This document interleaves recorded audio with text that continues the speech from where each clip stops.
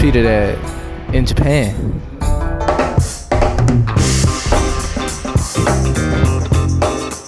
This is Kabukicho, named from the 1940s plan to build a kabuki theater, which has yet to be built. The name stuck around. It is now a massive entertainment district with all kinds of crazy things, but mostly it's known for its red light district sort of things. This part of town's a real sensory overload. You got everything here. Look at all the signage and things glowing.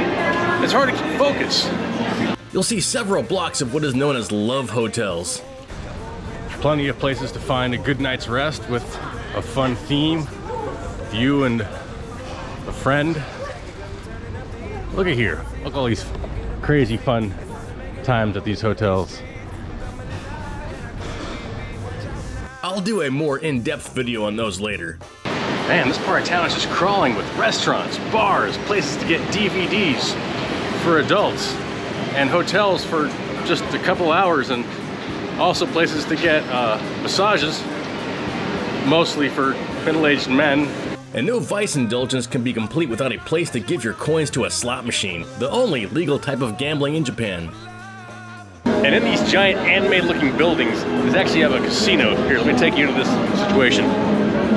It may look like a video game arcade, but this is serious stuff. This is gambling. It's how you do it in Japan.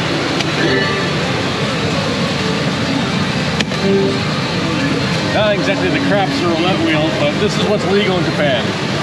I think it's kind of like a slot machine of some sorts.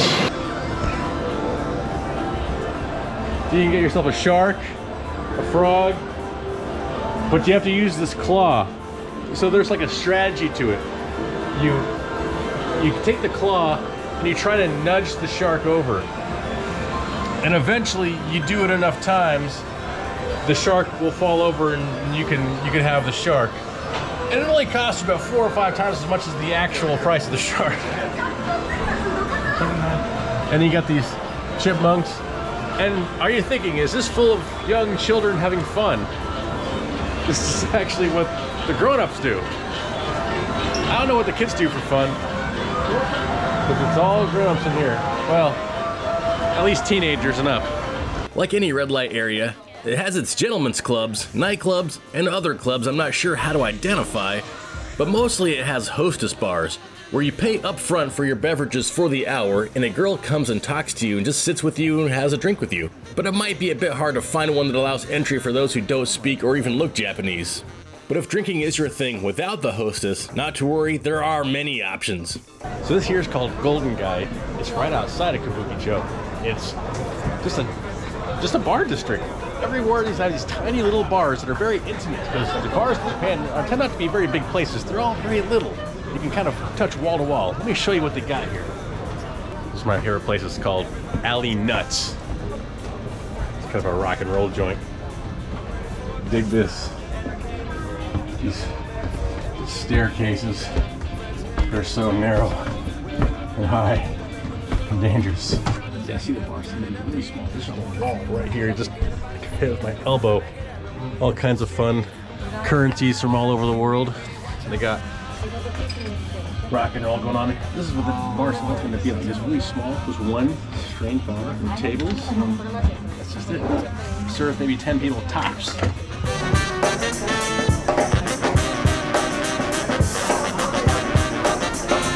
I'm on the move, I'm going up.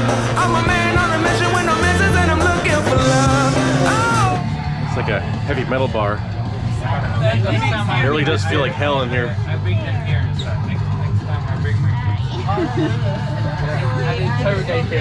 Where is the bar? You're not in the video. Oh. I'm okay. This is the heavy metal bar where... Hey, welcome to this much in hell in Golden Guy. Yeah, this is our... oh, it's Wayne! Dude, they even have a Godzilla here. This place has everything. Under this familiar face is an IMAX theater showing you a plethora of Japanese films, with the last 1 or 2 screens showing you the latest American Hollywood blockbuster. Just steps away from that building is another building called the HUMAX, where you can experience the largest airsoft gun course in all of Japan. Seriously, it feels like you're in a video game hunting the enemy. Also a huge pool hall, and you can also rent a private room for billiards for your friends. They have a killer glow bowling alley, and if you get tired at any time, there's a place to take a nap and charge your phone for a really cheap price. This is the place you can come just to nap. It costs really cheap. Also, you can read all the Japanese manga comic books you like at this place. And don't miss on hitting some baseballs at the batting cages. If you brought your eyeglasses and you could see a fastball. Of course, many Japanese restaurants, but if you really want something unique, try the Lockup. It's just your standard spooky haunted jail style restaurant, which I believe is a haunted prison cell theme. Now, they actually brought me here in a handcuff. Drink from the Lockup. Some sort of syringe. Do this sort of thing.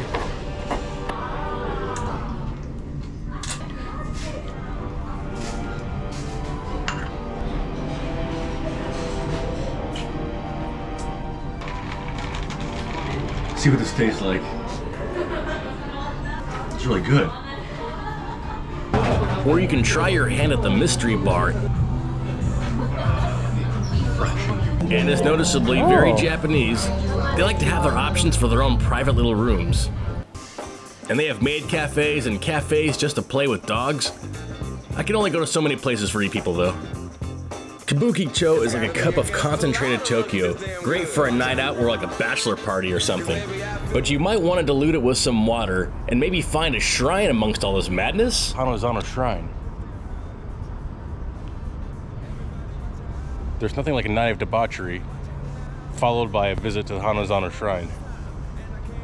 This right here is a building up to 24 hours of karaoke. 24 hours. Because in Japan, there's never a bad time to karaoke. I mean, seriously, who needs to sing karaoke at this hour? We are the champions, no time for losers, 'cause we are the champions of the world. This here is the most Tokyoist place that Tokyo gets. Reporting from Japan, this is Peter Dad, signing out. Ooh, smash the like button and subscribe, baby.